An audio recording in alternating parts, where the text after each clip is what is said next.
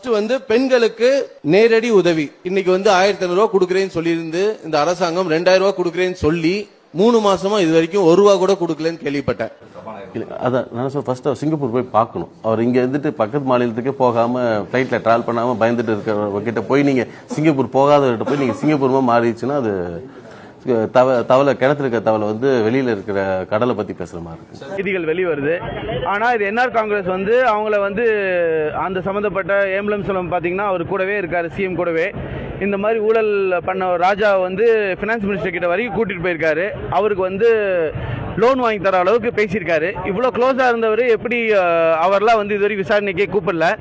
அதே மாதிரி அக்கா சுந்தரம்ங்கிறவர் தான் வந்து இந்த மாதிரி டீலிங் கமிஷன்லாம் நிறைய பண்ணி கொடுத்துட்டு இருக்காரு. ஆனா இவர் பேர்லாம் வெளியே வரதில்ல. இதுக்கு மேல அவங்க வந்து உரிய நடவடிக்கை எதுவும் எடுக்கலன்னா இந்த ஆட்சியை கலைக்கணுங்கிறதுல நாங்க உறுதியா நின்று கண்டிப்பா இந்த ஆட்சியை கலைச்சு ஒரு கவர்னர் ஆட்சியாவது கொண்டு வந்து இது பேச்சாடா பேசுன கொஞ்சம் நஞ்ச பேச்சா பேசுன மன்னர் பரம்பரை மண்ணாங்கட்டி பரம்பரை நீயே இப்ப மாவு கட்டு பரம்பரை ஆகிட்டாங்க. அங்க பாரு இதால என்ன அடிங்கய்யா. தண்ணியில வேலைன்னு ஒரு பண்ணி சொல்லுச்சுன்னு அந்த பண்ணிய நம்பி உங்களை நான் கண்டபடி பேசிட்டேன் ஐயா. ஐயா அன்னைக்கு பேசுறது நான் இல்லையா, வேற எவனோ ஒரு அறிவு கட்ட கம்முனாட்டி அப்படி பேசிட்டு போயிட்டான் ஐயா.